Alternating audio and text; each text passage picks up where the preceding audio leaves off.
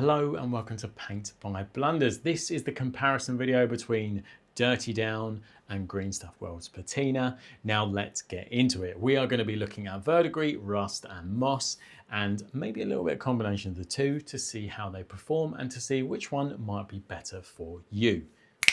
Let's go. So where I've already done a first video on the Patina paints, I'm not going to go into too much detail. But what are we testing on? I resin 3D printed with hex core resin from Nova Pro these Rhino doors. So first up, I'm using the Green Stuff World's Rust, putting this on nice and thick with a damp brush. And that is pretty much how I'm going to do all of the Green Stuff World ones. And because of the Verdigris and the turquoise oxide, for me being slightly interchangeable, I'm going to do both of them just to show you it against the Dirty Down. Now, the Green Stuff World ones are completely water soluble. They don't have any solvents in.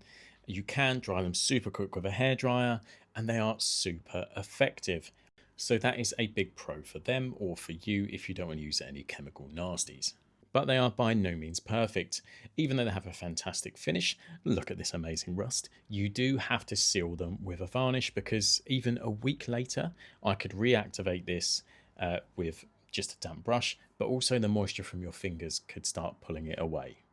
So these are the three after they dried.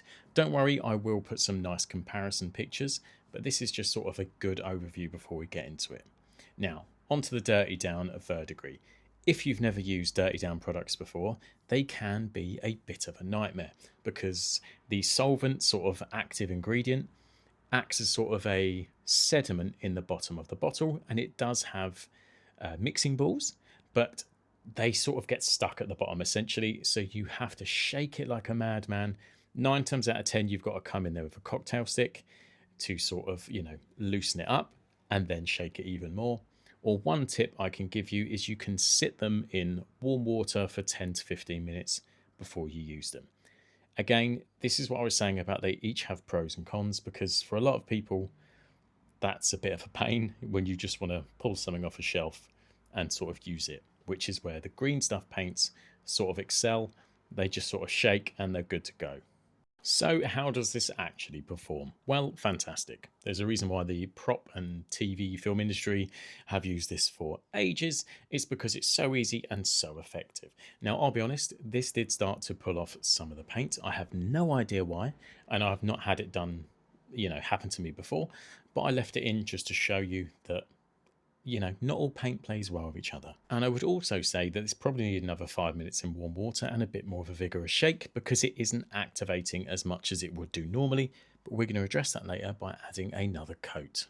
But again, this is exactly what I mean with the problem with Dirty Down. It is fantastic, but it's a little bit more tricky to use sometimes.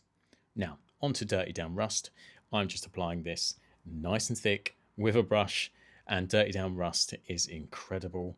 Watch what happens to this, and as if by magic, look at that, a proper gnarly rusty door. Now I will just put it next to the Green Stuff World one. Again, both are fantastic, slightly different results. I really like the Green Stuff World one, but if I wanted a really heavy rusted, you know, absolute wreck, then I think Dirty Down is going to get you there over the Green Stuff World. As always, if you are new here, do please consider liking, subscribing, sharing, hyping, commenting, anything like that, because it does help the channel grow, and the channel has been growing at such an amazing pace recently, so I'm hoping to try and keep that growing forward just to see where we can get to by the end of the year. Thank you so much. So here are our results so far. Yes, this isn't the most scientific test. This is meant to give you sort of a little overview to see which one might work.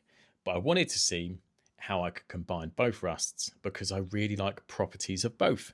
So to start off with, on this cream Rhino door, I applied Green Stuff World's Rust. Then I came in with a wet brush and started wicking away and dragging it downwards to try and, you know, simulate a natural rust and how that might form. I then gave it a little helping hand of a hairdryer before starting to rub away some of that patina. And this is what I was saying about how easy it can be to reactivate.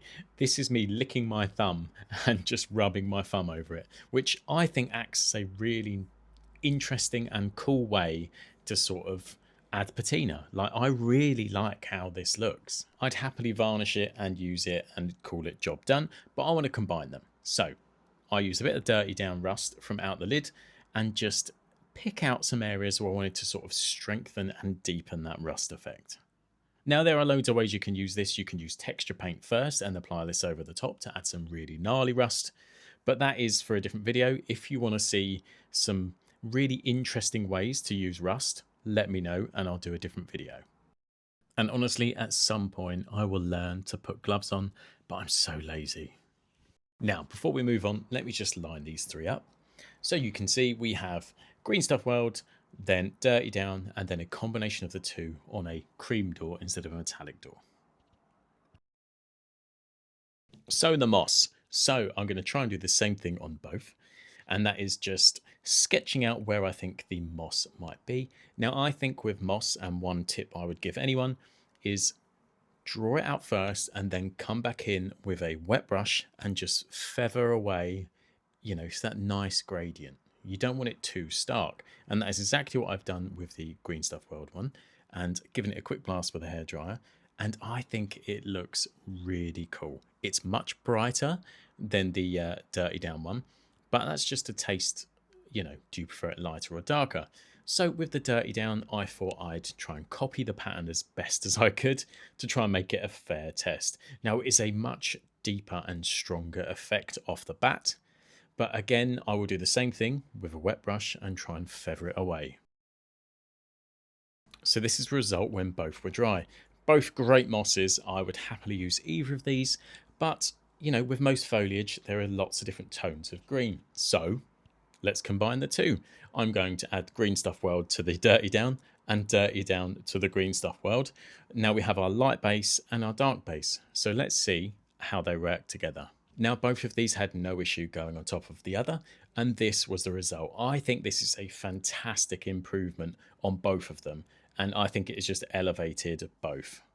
I want to do one more verdigris test. Now, this was a super easy test. Same statue, both painted in pro acrylic bronze, and the plan is the same. And that is to slap over a coat of verdigris, use a bit of tissue paper or blue roll just to wipe away the excess, essentially using it like a dry brush, and then just to let them dry and compare the results. Now, I will be completely honest, the dirty down does really start to take over here, and you can see as I'm wiping away just how dark and how much the effect starts to work. Now, I do have a bit more of a deep dive into dirty down and verdigris on another video, which I will link above. So these are our two statues. In my left, green stuff weld, in my right, dirty down. Both treated in the exact same way.